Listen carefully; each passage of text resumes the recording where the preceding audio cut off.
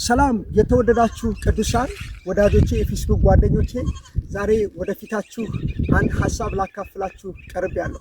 ይህንንም ሐሳቤን ከተካፈላችሁ በኋላ ልባችሁን ቀኛችሁን እንደምትሰጡኝ ተስፋ አደርጋለሁ።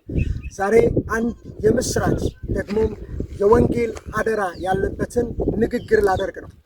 እኔ አሁን የምገኘው በደቡብ ኦሞ ዳሰነች ወረዳ በቆንጨሎች በፈተጅና በላንጋይ በረሃ ነው የምገኘው።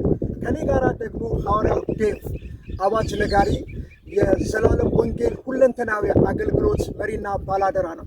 ይሄ አገልግሎት በወንጌል የሚታወቅ አገልግሎት ነው። ማስተዋወቅ አይጠበቅብኝም።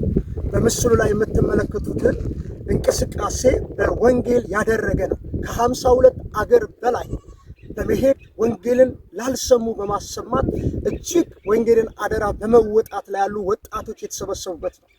በጣም ያስደስተኛል። ይሄን ቲም ሳስብ ደግሞ ከኩንግስ ጌት ጋራ በመተባበር ደግሞ የወንጌልን ስራ እየሰሩ ይገኛሉ። አሁን በደቡብ ኦሞ ዛሬ ይሄንን ማስታወቂያ የምነግራችሁ ወደ ባሌ ጊነር በሚባል አካባቢ ላይ ወንጌልን ከሙሉ ወንጌል ቤተክርስቲያን በመተባበር ሊሰሩ ዝግጅት እያደረጉ መሪያቸው እዚህ ነው ያለው፣ በረሃ ላይ ነው ያለው እና ከሱም ጋር የሚሄዱ ዝግጅት እያደረጉ ነው። እባካችሁ ዛሬ ቻሌንጅ ይዤላችሁ ቀርባለሁ። በዚህ በምስሉ ላይ በምታዩት አካውንት ለዚህ ወንጌል ሩጫ ለሚሄዱበት ለሚኖራቸው ቆይታ ቦታ፣ አልጋ፣ ምግብ ያስፈልጋቸዋል።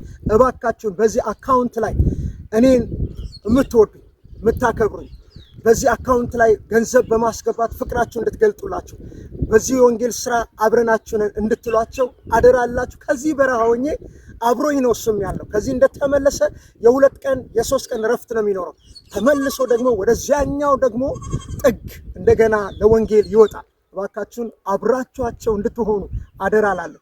በእርግጠኝነት ይህንን በማድረጋችሁ ከሱ ምስጋና እንደምሰማ አምናለሁ። ተባረኩልኝ። ወዳችኋለሁ።